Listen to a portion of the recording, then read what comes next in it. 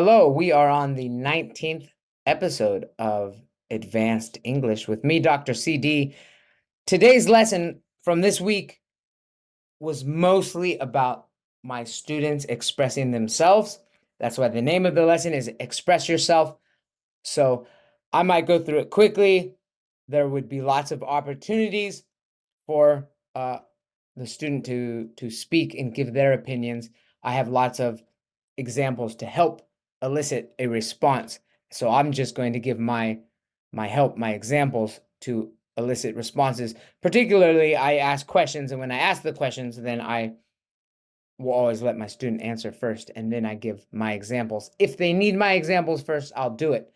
Some of these words that are highlighted are actually not the advanced words. These are actually the less advanced words that are highlighted because I did take on some students who aren't quite at the advanced level, but I want to bring them up to speed as quickly as possible. So I've got some separate activities that I do with them, and then kind of slowly introduce other things. And I don't care if they don't understand all of the content. And I have some side activities to kind of scaffold them to the advanced English lessons. So the question is, if you could create a new global holiday, what would it celebrate and how would people observe it? And I took the time to go online with my student, check all these international holidays. Some of them are what you'd expect. We know them. I mean, there's like World Book Day, World Health Day, and there's like World Frog Day. So I said, go ahead and be creative, create the holiday, and then tell us how we do it. I had students talking about like Pet the Cat Day, and then I asked, okay, do you stay home from school and pet your cat? Do you bring your cat to school? Right? This is really to start a conversation. So there's little I can do to present it other than just present my examples. And World Pillow Fight Day. Cities host large pillow fight events in parks. Participants wear pajamas and bring feather-free pillows to ensure a soft, safe battle. Again, safe, obviously that's not an advanced vocabulary word, but I will use it in one of the side activities, and I'll do that in this lesson as well, just so you can kind of see how it works. International Day of Laughter. People gather in public spaces for stand-up comedy, laughter yoga sessions, and share their funniest stories. Television channels and online platforms stream comedy shows all day. Again, these aren't real holidays. These are made up holidays that I'm asking my students to come up with their own made up holiday. This one is Global Treasure Hunt Day. Communities organize treasure hunts with clues leading to natural and historical landmarks.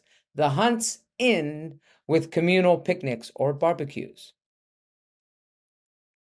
Day of Digital Detox.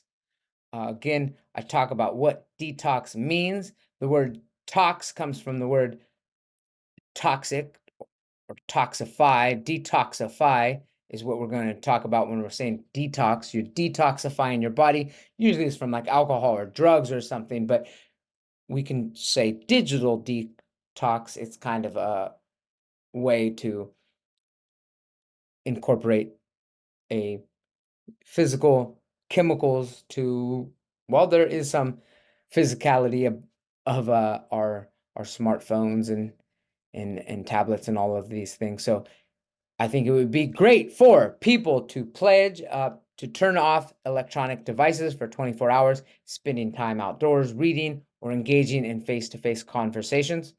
That seems like a reasonable holiday to suggest, maybe more than World Frog Day.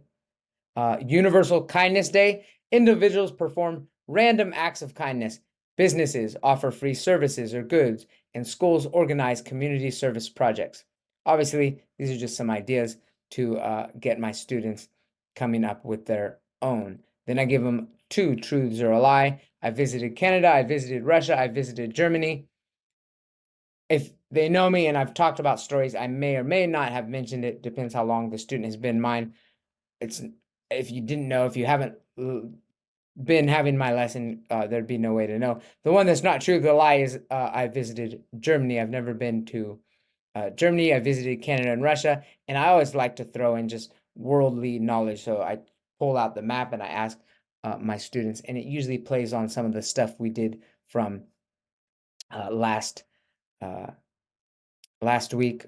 So I have them identify, of course. So go ahead, before I do anything, go ahead, identify Canada, Russia, and Germany.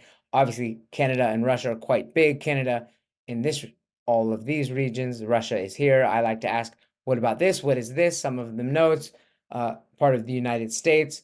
It's Alaska. They may or may not know. We talked about this one last week. It's Greenland. The small one is actually Iceland. However, only a small portion of Greenland is inhabited and has a city, and the rest is covered by ice, and it's actually a Danish territory. I'm not sure if Greenland is recognized as its own country or if it still is Danish territory. I'm not sure about that. And then Germany, of course, is this one here. We've been talking about it, but looking at a map of Europe more zoomed in, so we can see, like, we talk about Portugal and Spain and France and Germany is this country. I kind of like naming them this way all the way there. Poland, Ukraine, kind of in this arch of those large ones. You really have to get in there zoomed in to get some of the other countries. Of course, the UK, Italy are real recognizable by their shape. And we'll continue moving on. And I ask the question again, or ask to share the pros and cons about this statement. A new trend in higher education is the integration of virtual reality, VR, into classrooms. Share with me the pros and cons of VR. So there's lots of answers. Again, this is just meant to start a discussion. I listen to everything my students say, and then I'll respond accordingly. So there's no way to know for sure. But one thing I really just made sure on is, like, I think the one of the pros is just that you can visit historical places and maybe even in historical times, and everyone could kind of participate. So some sort of connection where you're not all looking at the same screen, but you're all in the same place and you could all look. The other option is like some sort of virtual lab. You might also need some gloves, but labs are obviously really expensive, and you could do a lot of mixing and chemical or dissecting all in some sort of virtual world. And then there are bad things, your eyes and people playing games or something instead, or the cost of it, of course. The other one, two truths and a lie. I've eaten a bear, I've eaten a snake, I've eaten bugs. Again, these are just fun little ways to break up the content into fun things. Again, most students don't know this. Most of them were guessing the bear, actually. And I mean, I don't eat meat. I haven't eaten meat since I was 10, except for these few cases. When I first came to Thailand, I ate bugs. Most of them know that snakes can be eaten in Thailand, so most of them assume that I did eat a snake and not a bear, but I did eat a bear, actually. So that's the only mammal I ate since I was 10, and it was in Oguni, Japan, up north, in a village where they had a bear festival. It's like a 300-year-old festival that very traditional bear hunt, where they went out, they hunt the bear, they have a whole process, and then they have a festival, and there's a bear meat soup. And I was just like, you know what? I'm gonna eat a bear. So I ate the bear. It was really chewy, and I got drunk before I ate it, actually. I had to, but just to eat a bear. So, and then it does get into the conversation of what animals, what weird animals do you eat? They said none, but then I said, well, that, because they thought eating a bear was really weird, but the people that do eat animals tend to eat. Some people eat animals that others would think are weird. My argument, of course, is just kind of like, it's kind of all weird. But they eat donkeys. There's actually donkey burgers is a common thing, and it's more of like a like flatbread, kind of a flatbread gyro or something. And easy question again. Remember, I am integrating this with some easier, or some students that aren't quite as advanced. So I put these easy questions that they can answer, but at the same time, if you're more advanced, you should be able to answer these in more advanced ways. And then there's a fun tongue twister here, that kind of tongue twister. I mean, it's just, I wash my face and brush my teeth, right? If you say that too many times, quickly, it's kind of actually difficult to say, right? I wash my face and brush my teeth. I wash my face and brush my teeth. I wash my face and brush my teeth. I wash my face and brush my teeth. I wash my face and brush my teeth. So, again, yeah, this is for student speaking based on the level of how advanced one is. I will ask questions like, how do you wake up? I like to say, I like taking a cold shower in the morning and just like, wow, woo, woo, woo. That's how I wake up. It's important. But now I don't really wake up except for on these weekends when I do teach in the morning, Saturday, Sunday. Those are my only days that I teach. I do have some availability on Saturday, but I'm almost full. And then that's it. Yeah, I love having my weekdays off. And we have so this is just a word association. Just tell me the first thing again, this, and then I'll talk about it a little bit. So boom, just give me something's just like violence or something. I don't know, whatever just pops up to your mind. Then we talk about it. What is it? It's a Venus flytrap. It's a carnivorous plant. The word carnivore is an animal that eats animals. Well, it's not an animal that eats animals. Actually, it's just something that eats animals like only or virtually only.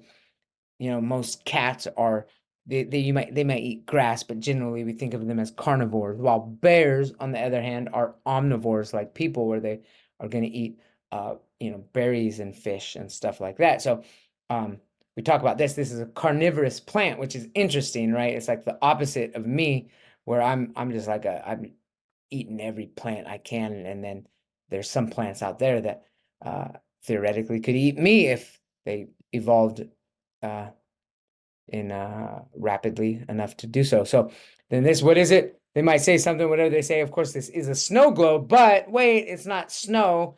Snow globes are the ones you turn upside down and then you get the snow. This one obviously is a beach. The next one, whoa, what is that?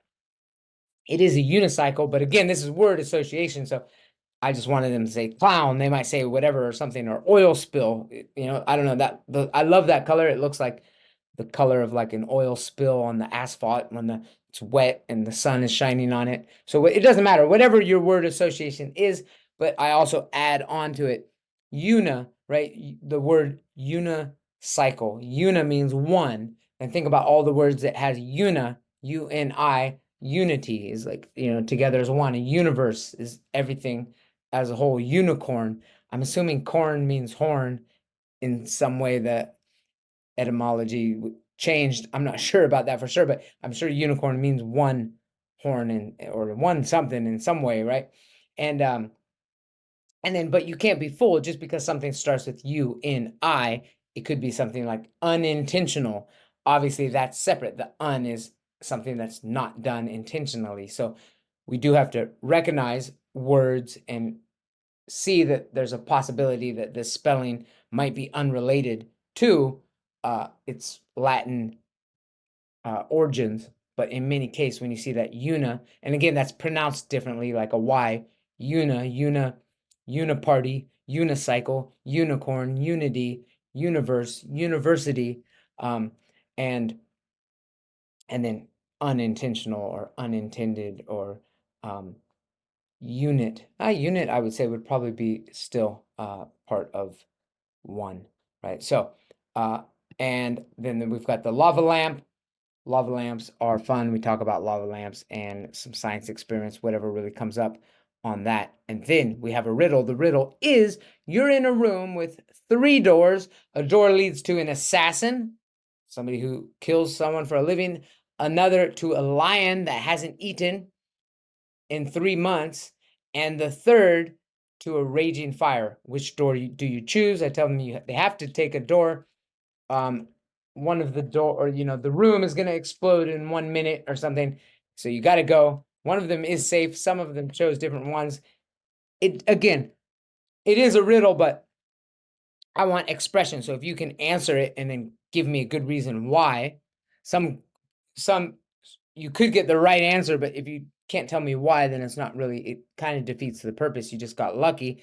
And if you get the wrong answer, but you give me a good thing, like I'm going to choose the assassin because I'm going to fight him, or, I'm going to close the door in the fire and there's going to be no oxygen and it's going to go out at night, but that's not the case. It's the second door, because a lion who hasn't eaten in 3 months is dead. So you can just crawl right over the a lion basically, and maybe there's already worms in there crawling around. You can eat some of them too to add that to your bucket list. And if you could invent a new school subject that everyone had to take, what would it be and why? So I'm thinking about school subjects a lot as we're getting ready to homeschool our son. He's 4 years old, and there's a good homeschool network. I would love to create my own like life skills school. That's one of the ones. I added this one just to touch up on empathy and kindness, learning the importance of understanding others' feelings and practicing compassion in daily life. Of course, this is taught in kindergarten, but is it taught more in the as we continue learning? Might be a worthy subject, or at least a part of a subject. While this one, actually, Life Skills 101, I think this could be the whole school. Practical lessons about managing finance, basic cooking, gardening, first aid, and other essential life skills not traditionally taught in school, even though some of these might be a part of a lesson, homes, we got, woodworking or something, but actually the whole school, all of these skills. I mean, this is kind of like a trade school or something like this, which it's funny because this tends to be, especially for my Chinese students, these are for the ones who aren't academically inclined enough to go to university. They're able to get into some of these schools. And I actually think these skills could serve better. I think these are more important. I'm going to focus heavily on these throughout the homeschool.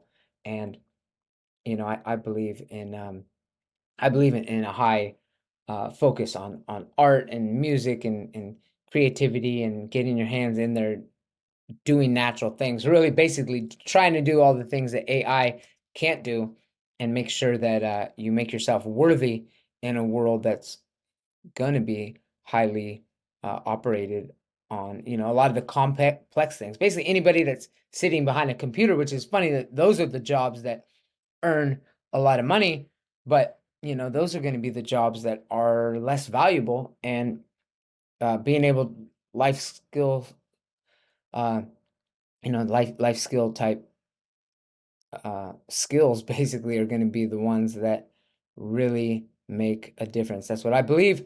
And I'm going to look at this last one here. Nutrition and wellness. Of course, there's health class. We had health class. Sometimes it's like half a semester. It's half health, half driver's ed or something. I remember that in middle school, and or it might be a chapter in your science book or in your biology. But I think it's absolutely necessary to be a regular course, understanding, nutrition, physical activity, and developing healthy habits.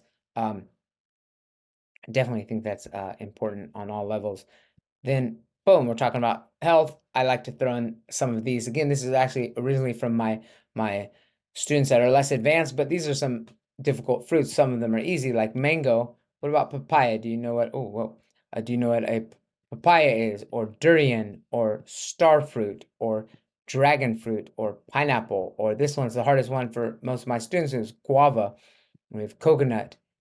Also, this one, a lot of foreigners, at least in Asia, think that this one is a lemon. It's not. It's a lime, then lychee, avocado, and lemon. And these actually spark up a lot of conversations. There's lots to say. But here's the matching for the easier words. These are the easier words. These aren't the advanced words, but I do with my students some, depending on their level, if I think it could be beneficial. I'll go through them real quick, right? Natural is going to be, where do we go here? So existing in or caused by nature, not made or caused by humankind. Global, see that word, worldwide, of or relating to the whole world. Random, it's happening or chosen without a method or conscious decision. Safe, protected from or not exposed to danger or risk, not likely to be harmed or lost. Physical, relating to the body as opposed to the mind. Again, there are wording that can help this phrase opposed to, relating to something opposed to this is a good sentence format to work. These are the more now we didn't even cover these directly, but these words: persuade, argument, support, oppose, and convincing. I'll read this one. It might be easier to do this. So to not agree with a proposal or idea is to oppose. A reason or set of reasons given to make others believe a point of view.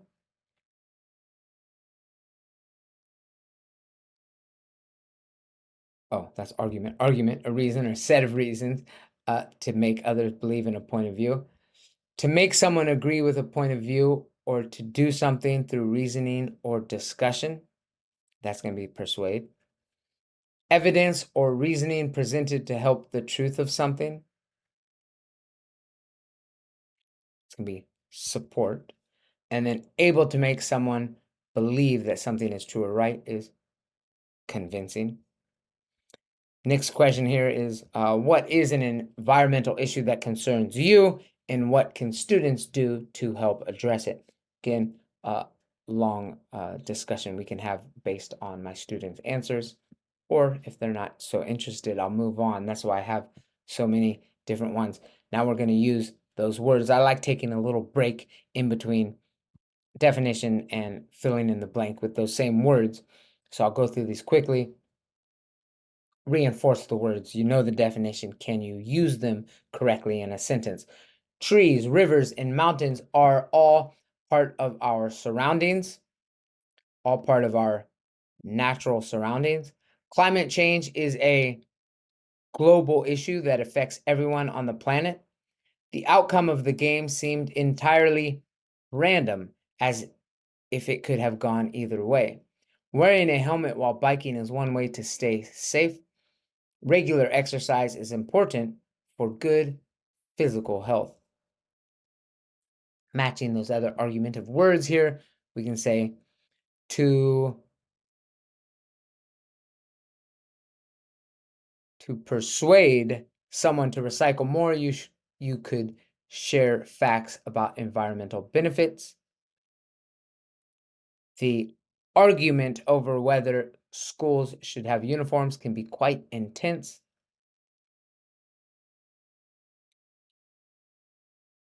Many people oppose the new policy because they believe it restricts freedom. Now, those you have to read in advance, because if you just read the first part, many people support the new policy. The first part sounds right, so you have to read the whole sentence to because what? Because they believe it restricts freedom.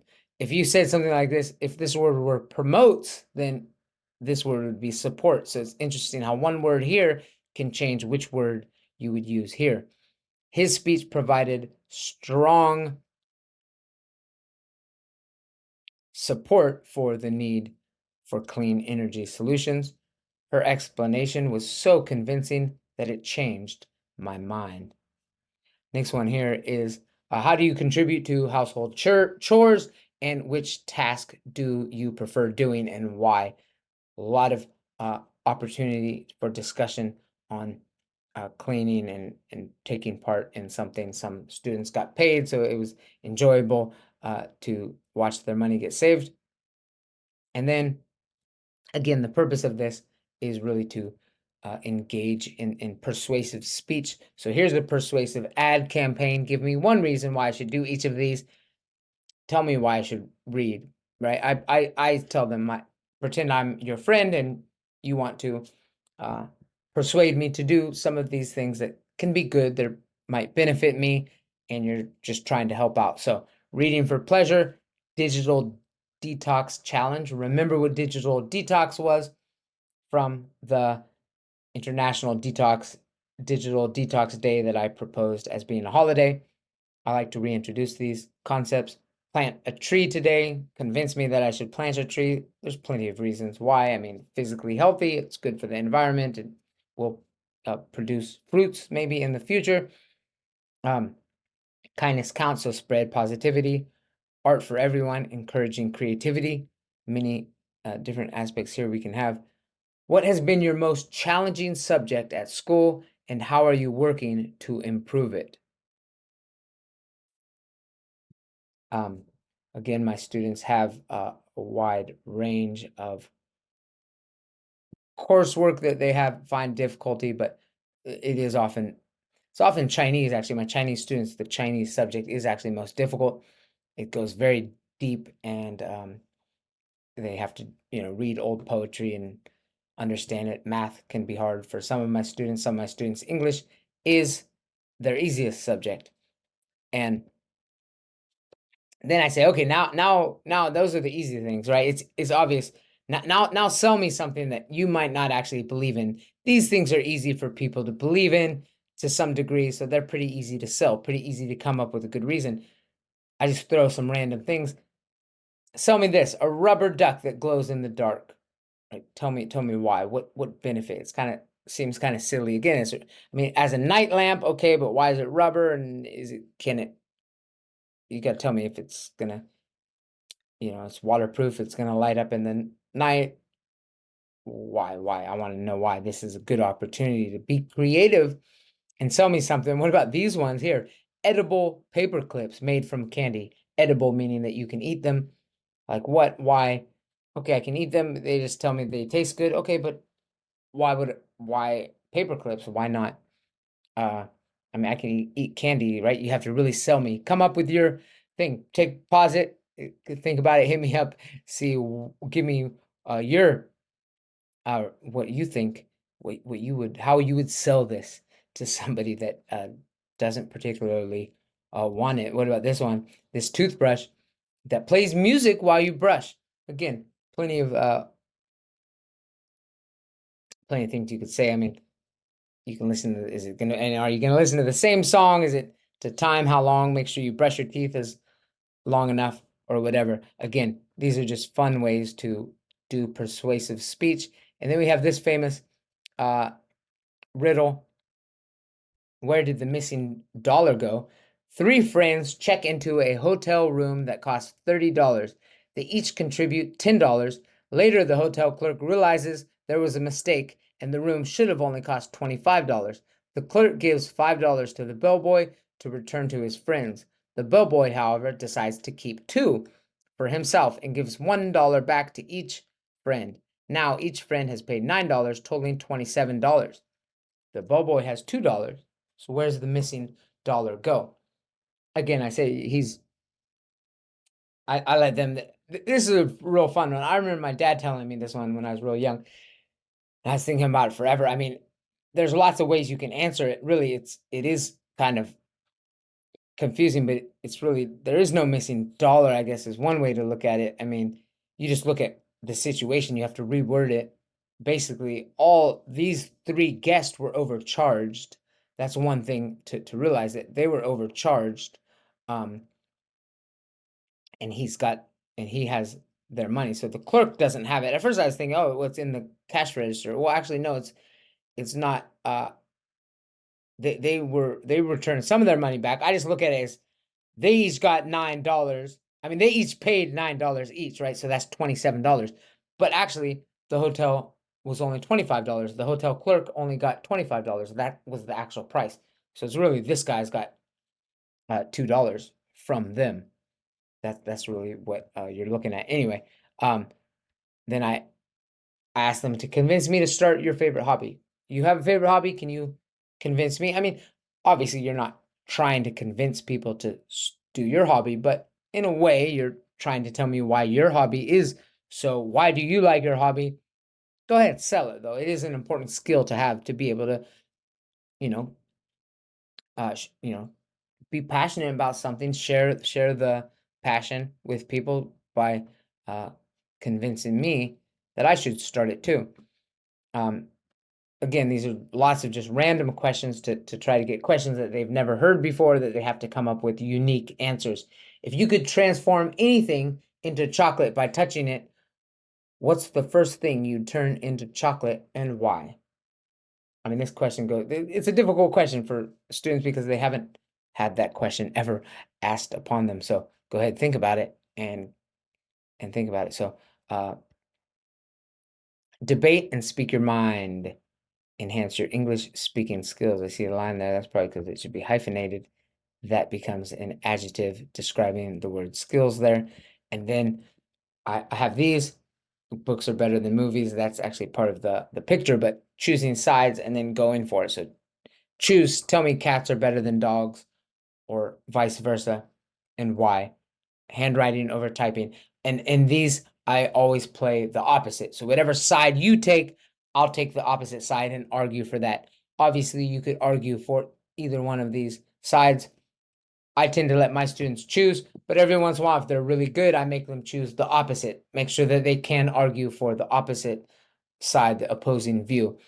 And board games versus video games, which one's more fun? City life versus country life. Where is it better to live? I'll take country. If I had the choice, I will promote that one. Most of my students come from the city, so that can actually be a real debate, although some of them do say they would like to come to the country later on life or something. So morning versus night, when are you more productive? Again, it's not which one is better, it's just which one are you more productive or more creative. I tend to believe I'm more creative at night. School uniforms, yes or no? And homework, is it necessary? Is it not necessary? Flying versus invisibility, which one would be better? And then, that opens the conversation. Okay, if this, what would you do? And some rebuttal conclusion, and I'm going to end with a final puzzle or riddle. This one, a lily pad grows in a pond. Each day, the lily pad doubles in size. It takes 48 days for the lily pad to cover the entire pond. How long would it take for the lily pad to cover half the pond? Now, if you know these questions about doubling, you know that it's going to be pretty unrealistic. Except, we're talking. It has to be. Well, I guess. Even an atom. I think even an atom multiplied this many times would be ridiculously large. But just looking at the context of what really, some students would say 24. But if it takes, look at the things. It doubles in size every day. So if it's covers the entire pond on the day 48, then the day before it would be the day that it was the size that when it was doubled, it covered the entire pond. So we're going to have to say that it's day 47. Although that would be, if you think about it, obviously one doubling 48 times in a row is like astronomical. So that's that. I hope you enjoyed this, and I'll see you next week. Bye-bye.